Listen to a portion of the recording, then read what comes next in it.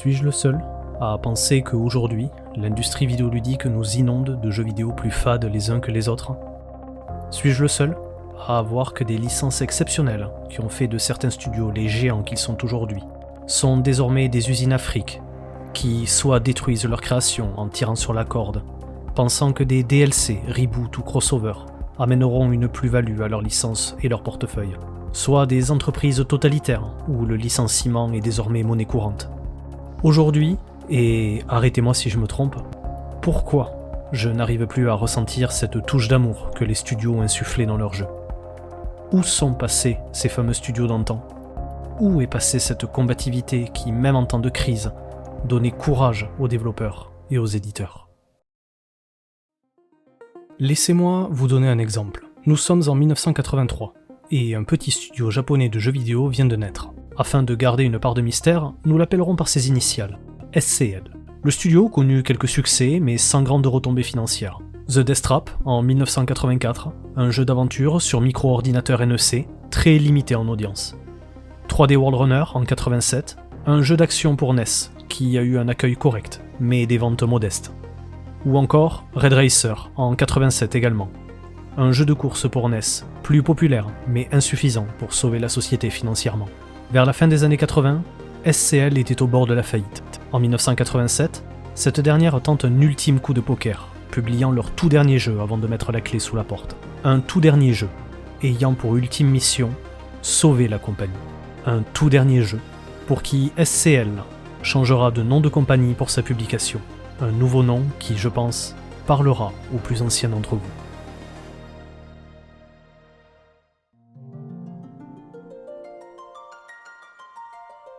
SCL Square Company Limited devient Squaresoft et propose Final Fantasy sur Nintendo Famicom.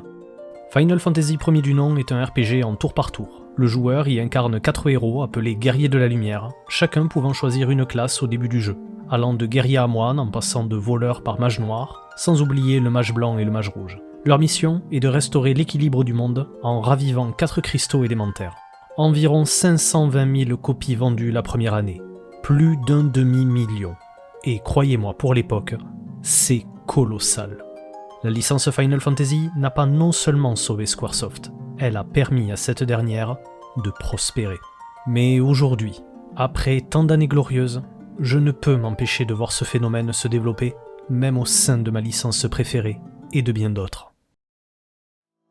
Restons encore un court instant sur le cas de Square avant de vous citer d'autres exemples. La phase de combat en tour par tour, si emblématique de la licence Final Fantasy, ayant occupé une place très importante dans le cœur des fans entre 1987 avec Final Fantasy 1 et Final Fantasy X en 2001, les autres jeux de la licence ont pour beaucoup perdu leur âme à compter de la sortie de Final Fantasy XI, le premier MMORPG de la série.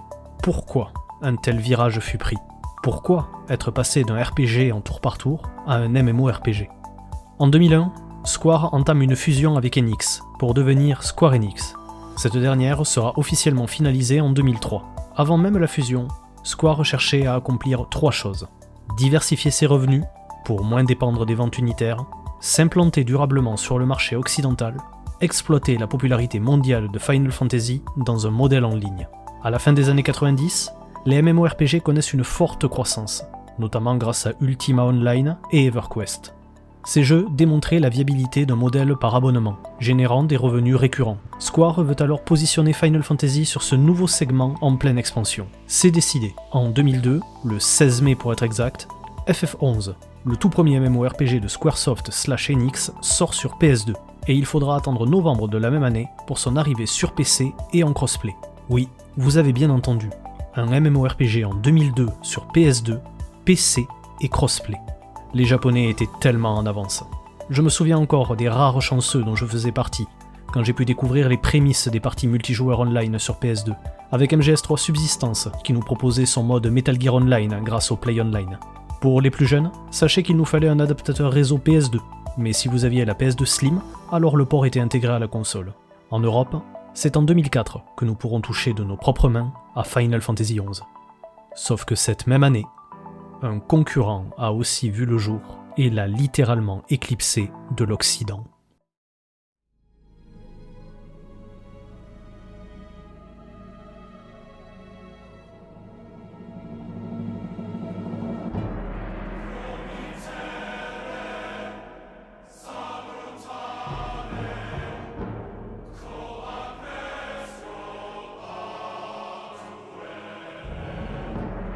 pour Final Fantasy XI et World of Warcraft, dès leur première année de vie respective, nous sommes à 200 000 inscrits pour FF11 contre 5 millions pour WoW. 2 ans plus tard, FF11 passe de 200 à 500 000 abonnés contre 5 à 10 millions pour le jeu de Blizzard. Malgré des chiffres permettant de joindre les deux bouts pour Square, ce n'est que grâce à sa popularité en Asie, représentant plus de 90% des inscrits, que le studio continuera la publication de nouveaux titres, tels que FF12 en 2006, qui, dans la continuité de ce fameux virage pour s'adapter avec son temps et plaire au plus grand nombre, en finira avec le gameplay au tour par tour, et brisera par conséquent ce lien que le studio et les puristes entretenaient. Avec un accueil des nouveaux fans et des anciens moins tatillons, ainsi que de la presse avec 92 sur 100 sur Metacritic, appréciant la liberté et la complexité tactique que ce nouveau Final Fantasy offrait, le tour par tour était désormais de l'histoire ancienne. Est-ce donc ce chemin emprunté qui finit par créer les problèmes entre les joueurs et les studios? Sous couvert de vouloir faire de l'argent par tous les moyens possibles, se cacher derrière le fait de vouloir rendre les jeux plus accessibles en suivant la hype et les modes du moment. Est-ce vraiment ça, l'avenir du jeu vidéo? Ayant cité World of Warcraft, je ne peux donc passer à côté. Abordons le cas de Blizzard. Avec le succès majeur de jeux comme Diablo 2 en 2000, Warcraft 3, Reign of Chaos et Frozen Throne en 2002 et 2003, World of Warcraft en 2004 et Starcraft 2 en 2010. Les années 1994 à 2010 ont clairement marqué l'âge d'or du studio. Blizzard était réputé pour son mantra interne « It's done when it's done », culture du polish et des détails prolongés, documenté dans de nombreuses interviews et reportages de l'époque. Mais en 2008, la maison mère Vivendi fusionne Activision et Blizzard pour créer Activision Blizzard. La nouvelle structure devient l'un des plus grands éditeurs mondiaux. À court terme, peu d'impact visible sur la qualité perçue des jeux de Blizzard. Mais les premiers débats publics sur une influence d'Activision due à une monétisation et une cadence dépendante émergera dans un premier temps en 2012 avec le jeu Diablo 3. Diablo 3 est un jeu d'action RPG looter-slasher en vue isométrique. Coopération possible jusqu'à 4 joueurs en ligne, plusieurs classes jouables, barbares, sorciers, chasseurs de démons, moines, etc. Mais dès sa sortie, l'ajout d'un hôtel des ventes appelé RMAH posa un grand problème éthique en proposant des échanges en argent réel. Nous étions aux prémices des procédures pay-to-win / pay-to-quick progress chez certaines licences de chez Blizzard. Suite aux critiques grandissantes sur l'équilibrage et la dépendance au loot et enchères, Blizzard supprimera son RMAH en 2014, reconnaissant qu'elle nuisait à l'expérience. En 2016, Overwatch rencontre un énorme succès critique et commercial, possédant un modèle économique avec des lootbox cosmétiques conformes aux standards du marché de l'époque, ce qui divisa certains joueurs sans trop de retombées négatives sur les procédés actuels du studio. Par contre, alors qu'Overwatch commençait à connaître un afflux de joueurs moins important au fil des ans, c'est en 2019 que Blizzard annonce travailler activement sur Overwatch 2. 3 ans plus tard, le voici. Overwatch 2, accompagné par le rachat de Microsoft, est une transition marquée par le passage au free-to-play plus Battle Pass, ainsi que l'abandon du mode PvE héroïque initialement promis, qui a fait de sa sortie un événement très mal accueilli par une grande partie de sa communauté.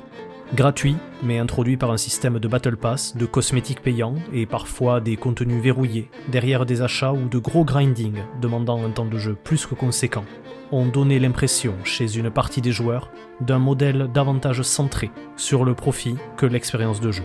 Sur certaines plateformes comme Steam, Overwatch 2 a reçu des dizaines de milliers d'avis négatifs, au point d'être classé parmi les jeux les plus mal notés de l'histoire de la plateforme. Une grande partie des critiques exprimaient la frustration contre les décisions commerciales et le manque de contenu. Pour couronner le tout, quelques mois plus tôt, le DFEH, Department of Fair Employment and Housing de Californie, a intenté une action en justice contre Activision Blizzard. Une plainte en juillet 2021 qui accusait l'entreprise de discrimination et d'harcèlement sexuel, qualifiant un environnement de travail basé sur la frat-boy culture, en référence à la culture stéréotypée de certaines fraternités universitaires où l'ambiance masculine très dominante était accompagnée d'une consommation excessive d'alcool et de stupéfiants, ainsi que de comportements déplacés ou immatures, marquant une marginalisation des femmes. L'affaire s'est conclue par des accords financiers, sans l'admission formelle de culpabilité sur l'ensemble des points. Il n'en fallait pas plus pour une grande partie de la communauté pour comprendre par elle-même que toutes les années où Blizzard partagea son pain quotidien avec Activision avait suffi à cette dernière pour être corrompue jusqu'à la moelle. Brièvement évoqué plus tôt, je vais maintenant vous parler de cette autre entreprise qui, à ses débuts, fut très chère à mon cœur. Anciens joueurs e-sport semi-pro sur leur licence phare, je pense que cette dernière pourrait être un exemple, si ce n'est le meilleur, pour exprimer le fait que certains groupes préfèrent clairement l'argent à la qualité.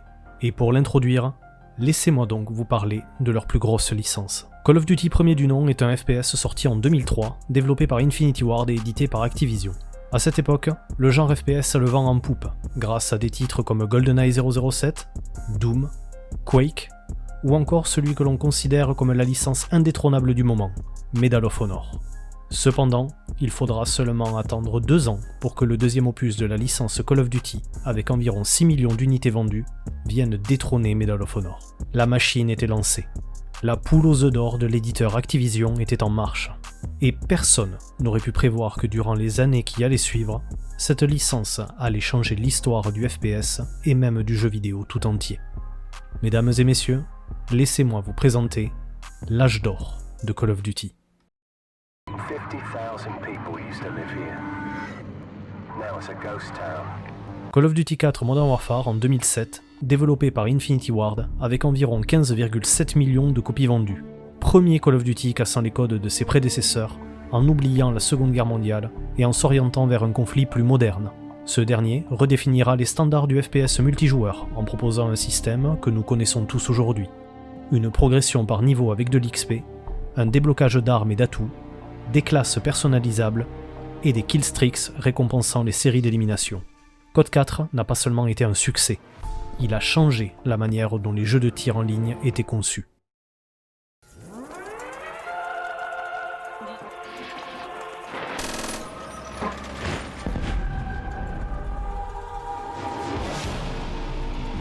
Call of Duty World at War en 2008, développé par Treyarch, avec 15,7 millions de copies vendues également. Cette fois-ci, retour à la Seconde Guerre mondiale, mais avec des thématiques plus sombres, tout en ajoutant des personnages emblématiques à sa campagne comme Reznov. L'arrivée des chiens en mode online avec une série de 7 killstreaks, mais si ce 5e opus a tant marqué notre génération, c'était pour l'ajout d'un mode, qui encore aujourd'hui fait la marque et la signature emblématique de Treyarch.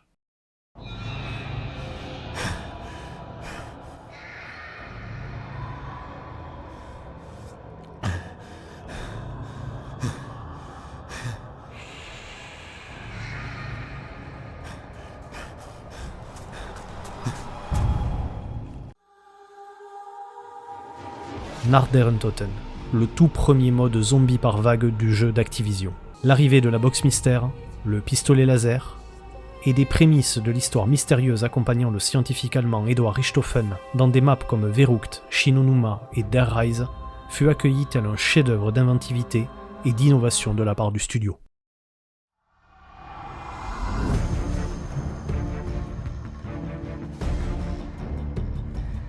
Call of Duty Modern Warfare 2 en 2009, développé par Infinity Ward, 25 millions d'unités. Suite directe de Code 4, intensifiant le conflit contemporain et la narration hollywoodienne. Il est selon moi le meilleur Call of Duty à nous avoir proposé un solo si marquant, avec notamment la mission No Russian, ayant grandement fait polémique dans le monde entier, la scène de la mort de Roach et Ghost, et l'affrontement entre le capitaine Price et Shepard sur Rust. Mention honorable pour le niveau bonus de la nuit au musée. Rust, parlons-en justement. Première map emblématique de la série, au point où les joueurs voulaient qu'elle soit intégrée dans tous les autres online des Call of Duty développés par Infinity Ward. Sans compter l'arrivée du meilleur sniper de la licence, l'intervention, ainsi que la récompense à 11 killstreaks, l'AC-130. Mais si vous aviez la témérité d'arriver jusqu'à 25 kills, cela aurait été alors la première fois que vous auriez vu ceci.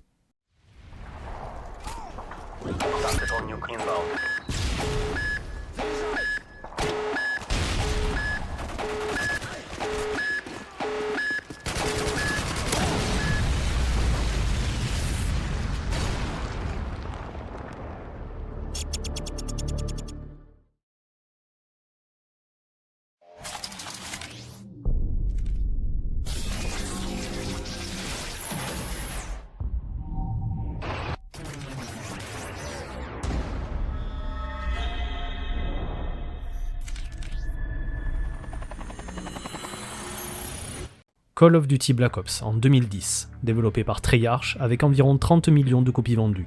Nouveau cadre historique, guerre froide, Vietnam, opération secrète, sans compter l'arrivée de nos deux grands héros, Mason et Woods. Un mode multijoueur plus innovant nous proposant désormais de plonger pour tromper notre adversaire. Vous ai-je parlé de Rust précédemment ? Eh bien sachez que si Infinity Ward avait sa map Rust, alors Treyarch avait sa map Nuketown, la map la plus célèbre de toute la licence Call of Duty à ce jour. Nous avions également une introduction du mode zombie scénarisé, complétant celui de World at War et enrichissant l'univers grâce à la célèbre map Kino der Toten. Première carte zombie de la série Black Ops à nous introduire des musiques secrètes jouables via un jukebox ou en activant certains easter eggs, nous ayant permis de connaître le répertoire musical de la chanteuse de métal Helena Sigman. Call of Duty Modern Warfare 3 en 2011, développé par Infinity Ward et Sledgehammer Games, 30,7 millions de ventes. Conclusion de la trilogie Modern Warfare. Campagne rapide, assez linéaire mais intense, avec de nombreux moments mémorables, comme la mort de Soap et le combat final contre Makarov. Multijoueur consolidé, marqué par un bon équilibrage des armes et une introduction de petits raffinements compétitifs, influençant durablement le multijoueur compétitif déjà solidement en place depuis quelques années. Le jeu de chez Infinity Ward n'ayant pas de mode zombie, ajoutant ce petit plus, faisant pencher la balance en faveur de Treyarch, ces derniers ont pallié à ce désavantage avec leur mode survival sur la map Résistance. Nous pouvions acheter différents armements et allier PNJ comme des mastodontes pour combattre les vagues ennemies.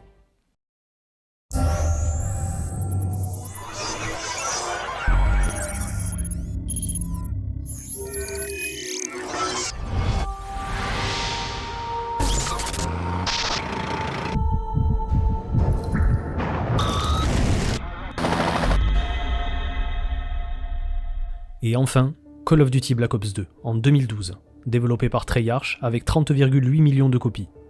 Premier code à introduire un scénario futuriste partiel en 2025, combiné à la guerre froide classique. Narration non linéaire et choix affectant l'histoire, prémisse d'un gameplay plus interactif. Un multijoueur extrêmement complet, marqué par une customisation maximale de nouveaux modes et de classes. Un zombie toujours amélioré, avec des modes coop et un compétitif enrichi. Et là, c'est le cœur qui parle, la map Hijacked. Aujourd'hui, Call of Duty, c'est plus de 30 milliards de dollars de chiffre d'affaires. Plus de 425 millions d'unités vendues dans le monde. Mais si je vous disais que depuis la fin de cet âge d'or, Activision aurait connu des baisses significatives de ses ventes ? Call of Duty Infinite Warfare, en 2016, s'est vendu 2 fois moins bien les premières semaines que Black Ops 3 qui l'avait précédé en 2015. Call of Duty Black Ops 4, en 2018, a affiché une baisse de ses ventes physiques de 50% à celle de Call of Duty World War 2 de 2017.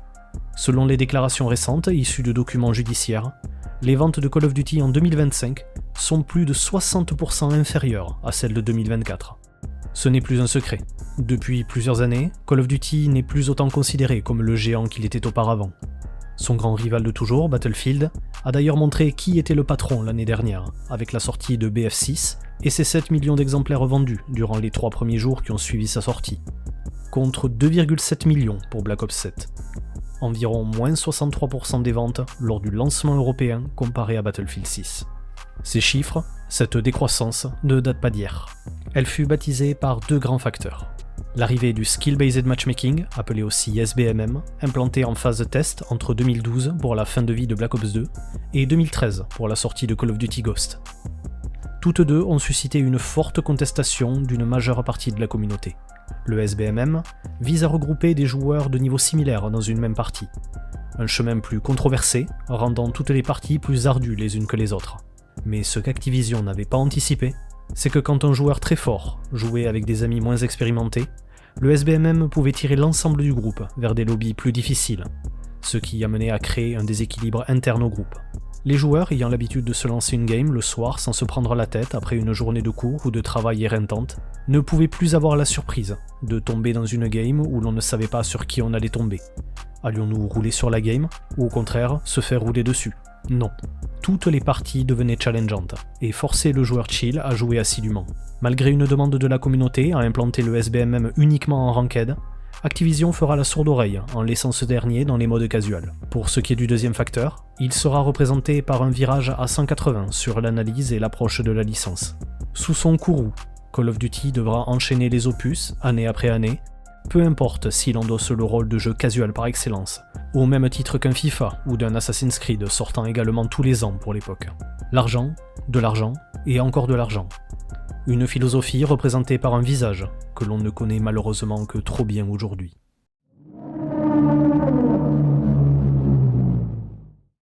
L'homme que vous venez de voir se nomme Bobby Kotick. Il dirigea Activision, puis Activision Blizzard de 1991 à 2023.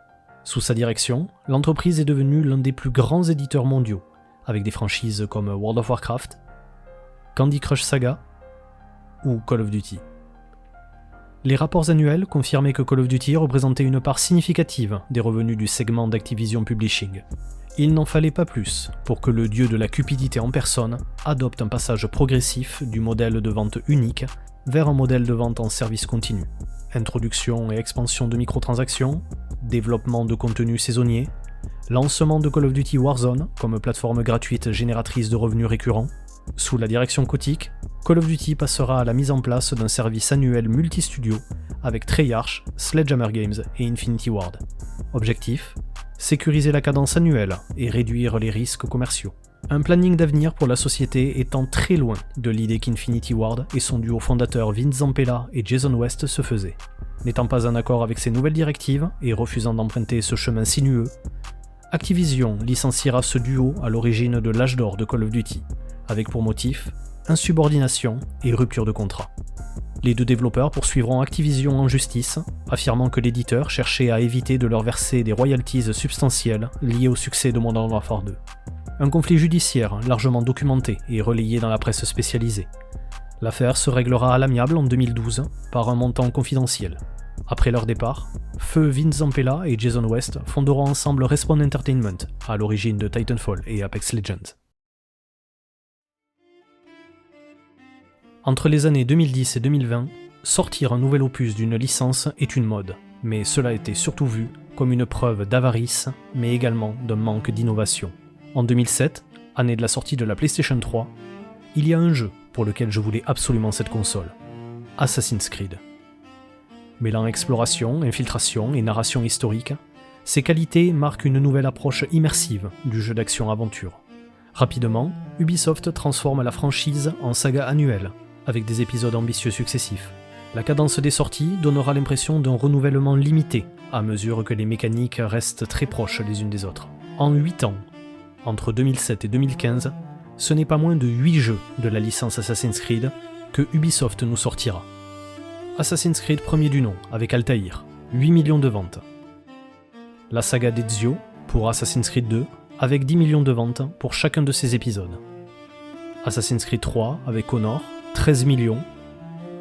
Assassin's Creed Black Flag, avec Edward Kenway, 15 millions, qui fait de ce volet l'épisode le plus vendu de la première ère de la saga. Mais ce sont les ventes décroissantes de Unity avec Arno et Syndicate avec les jumeaux Fry, 10 et 5,5 millions, qui tireront la sonnette d'alarme pour Ubisoft. Une alarme représentant une redondance tragique entre chaque volet, que la communauté et la presse, dont je fais partie, avaient vu venir depuis un moment. Nous sommes en 2015, et la conférence de l'E3 bat son plein. Ubisoft vient de finir sa présentation avec Assassin's Creed Syndicate, et un silence gênant et assourdissant envahit la salle. Un silence d'inintérêt, un silence de déjà-vu. Et pourtant, un silence de compassion ayant pour message « S'il vous plaît, ne ruinez pas vous aussi une licence que vous nous avez fait aimer. » À ce moment précis, je suis en compagnie de Nio, Ken Bogard et Trunks, en duplex de Los Angeles sur le plateau de jeuxvideo.com. Taek et Epion sont à la régie, et nous débriefons tous ensemble de l'avenir d'Assassin's Creed. Pour en revenir à ce que vous avez dit sur Brotherhood, je vais peut-être me faire des ennemis, mais moi je l'ai adoré. Mais il y a plusieurs personnes sur le chat. Est-ce que je montre le parce que t-shirt pour moi, Assassin's Creed Brotherhood, Brotherhood c'est que celui j'ai qui a- sous ma chemise d'ailleurs? C'est celui qui a un peu instauré le fait d'avoir la confrérie, tu te sers d'autres assassins pour faire des tâches que tu ne pourrais pas faire directement. Voilà, après Assassin's Creed, ils ont évolué avec le temps. On a connu le premier en fin 2007, il me C'est semble. 2007 pour la sortie de la PS3 quasiment. Voilà. Alors avec Altaïr, il avait beau être répétitif, tout ce qu'on veut, mais bon, Altaïr, ça reste Altaïr, donc pour moi le 1 c'est un de mes préférés. Moi c'est le 3 que je n'ai pas du tout aimé, le personnage ne me plaisait pas du tout, et puis j'ai beaucoup apprécié le Black Flag, mais il faut pas oublier que le Black Flag en fait c'était un reboot positif du 3 parce que la séance bateau etc devait être inclus dans le 3 avant qu'il sorte, mais bon, il est sorti trop rapidement et ils ont séparé ces deux faits là. Du coup moi je suis plutôt partant pour assurer la pérennité de la licence Assassin's Creed, je serais plutôt d'accord qu'on ait un Assassin's Creed plutôt tous les 2 ans plutôt que chaque année. Tellement. Bah ça, mais voilà. tellement. Moi ça, c'est ce que sûr. je pense, honnêtement. Mais c'est sûr juste et ça qu'il certain, faut ça. faire. Et en fait, le truc, c'est qu'aujourd'hui, Ubisoft, c'est tellement important. Je ne sais pas si Ubisoft est passé par là au même moment, mais 14 jours plus tard, une annonce déboule sur tous les sites de jeux vidéo. Pas d'Assassin's Creed en 2016. Mon message et celui de toute la communauté avait été entendu. Il fallait casser cette idée de jeu casual année après année. Les fans étaient prêts à laisser plus de temps au studio pour un développement plus peaufiné, plus novateur. En 2017, Assassin's Creed Origins, 31,4 millions d'unités vendues dans le monde à ce jour. Et ce sera pareil pour les suites de la franchise. Mais malheureusement, malgré cette nouvelle série et suite inspirée par un nouveau gameplay, ce n'est pas ça qui solutionnera tout ce qui s'était passé derrière le rideau depuis tout ce temps. En 2010, des accusations d'harcèlement moral, sexuel et d'humiliation ont été portées contre plusieurs cadres d'Ubisoft, entraînant des procès en France et des départs du personnel concerné. En réponse à ces affaires, Ubisoft avait ouvert des enquêtes internes et annoncé des changements de politique au sein de ses équipes à partir de 2020. Ce type de scandale a fortement affecté la réputation interne et externe de l'entreprise, notamment à une époque où le secteur du jeu vidéo était particulièrement vigilant sur les questions de culture du travail. Rajoutons à cela des difficultés financières, engendrant plusieurs séries de licenciements, avec environ 1500 suppressions de postes en 2025, dans le cadre d'un plan de réduction des coûts. En 2026, une restructuration majeure a amené l'annulation de plusieurs projets, la fermeture de studios, conséquence de performances jugées insuffisantes et de la nécessité de se repositionner pour rester compétitif. Selon certaines sources internes soufflant sur la dynamique actuelle, cette période de restructuration a entraîné également une forte critique des équipes envers la direction et une fuite possible de talents.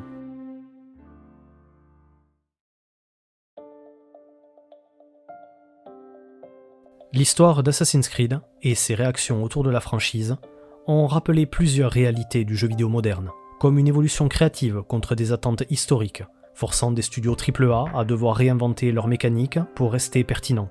Mais ces changements ne rencontrent pas toujours l'unanimité. Des problèmes de gouvernance et de culture interne, car des accusations d'harcèlement et des critiques sur le management participent à un recul de l'image institutionnelle du studio, ce qui peut indirectement affecter l'opinion publique sur ses productions. Et enfin, un contexte économique du secteur, montrant qu'Ubisoft n'est pas un cas isolé.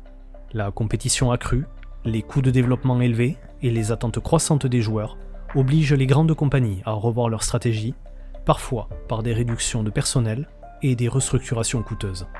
Des jeux ayant eu de gros moyens de production, comme GTA V avec 265 millions de dollars, Cyberpunk 2077 avec 316 millions, ou encore Star Citizen avec plus de 600 millions de financement participatif. Derrière le rideau se trouve une méfiance que je trouve personnellement assez cohérente chez certains éditeurs. Pourquoi prendre des risques et des libertés quand un game plan basique ayant déjà fait ses preuves auparavant fonctionne? Malgré cela, certains jeux, vendus tels les AAA qu'ils sont, n'arrivent plus à convaincre. Que devons-nous en conclure? Être un gros studio, c'est d'avoir plus de moyens, mais moins de liberté? Si nous faisons de l'argent, reposons-nous donc sur nos acquis? Prenons moins de risques et servons-leur la même soupe? Non. Nous pouvons sans nul doute affirmer aujourd'hui que les studios s'étant accordés de pleine liberté ont été concluants sur la plupart de leurs projets, magnifiquement démontrés par de petits studios et autres indépendants. L'année dernière, le studio Sunfall Interactive nous offrait Clair Obscur Expedition 33, et l'Award 2025, grandement mérité, a prouvé au monde vidéoludique qu'avec une trentaine de personnes et peu de moyens, tout était possible. 2026 a également été marqué par la sortie de la mise à jour Together, permettant de jouer en coop pour le jeu No Rest for the Wicked. Développé par Moon Studio, à qui nous devons l'excellent jeu Ori and the Blind Forest, et sa suite, Ori and the Will of the Wisp. Encore une fois, Il est tout naturel de comprendre que de gros éditeurs comptent sur des studios pour faire en sorte que leur jeu fonctionne. La montagne d'argent posée sur la table met forcément une énorme pression aux développeurs. S'ensuit alors un suivi strict des consignes de développement, en s'appuyant uniquement sur les aspects qui ont déjà fonctionné auparavant, avec pour philosophie résultante aucune prise de risque, donc plus qu'à croiser les doigts pour que cela fonctionne. Et nous y voilà donc. Voilà pourquoi de nombreux jeux n'ont plus cette saveur d'antan. Cette love touch que l'on arrivait sans mal à ressentir une fois le jeu en main. Immense fan de la licence Payday que je suis, pourquoi ai-je eu l'impression de jouer à un jeu vide de sens en posant mes yeux sur Payday 3 ? Système de progression basé sur des défis obligatoires plutôt que sur l'expérience de jeu normale des précédents Payday, perte d'aspects sociaux appréciés dans le 2, absence de système de pré-planification qui faisait partie intégrante du gameplay précédent. Inconditionnel fan de la licence Killing Floor, pourquoi Killing Floor 3 est la plus grosse daube à laquelle j'ai joué depuis plus d'une décennie.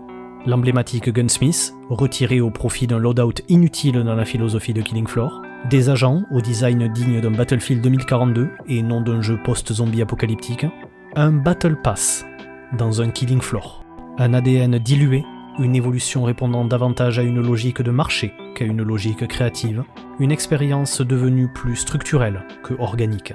Faire évoluer un jeu, une licence, dans le but de la renouveler, d'ajouter comme un vent de fraîcheur à cette dernière, je suis 100% d'accord. Mais si c'est pour faire du forcing afin d'être en accord avec ce qu'il se fait aujourd'hui sur les jeux de nouvelle génération au point d'en devenir la nouvelle norme, c'est un grand non. Hier, les jeux trop novateurs pour leur époque étaient de suite jugés et incompris. Aujourd'hui, la prise de risque est grandement encouragée. Si et seulement si, elle est dosée au point de ne pas dénaturer ce qui a fait de la licence en question ce qu'elle est aujourd'hui. Le problème n'est pas l'évolution des licences, mais leur normalisation forcée selon des standards industriels, privilégier des formules déjà éprouvées, standardiser certaines mécaniques comme le Battle Pass, la progression saisonnière, les services live, ou encore limiter les expérimentations risquées. Plus facile à dire qu'à faire, vous me direz. Effectivement, créer un jeu vidéo n'est pas chose facile, et le faire apprécier l'est encore moins.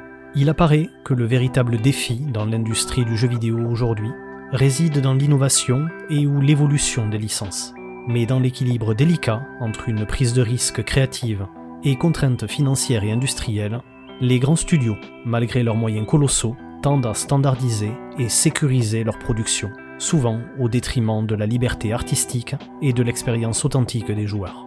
A l'inverse, les petits studios et développeurs indépendants, avec des ressources limitées, démontrent que la créativité et la qualité peuvent émerger lorsqu'on ose prendre des risques, offrant des expériences mémorables qui marquent durablement le public. La véritable réussite est de savoir ne pas se laisser emprisonner dans la normalisation industrielle.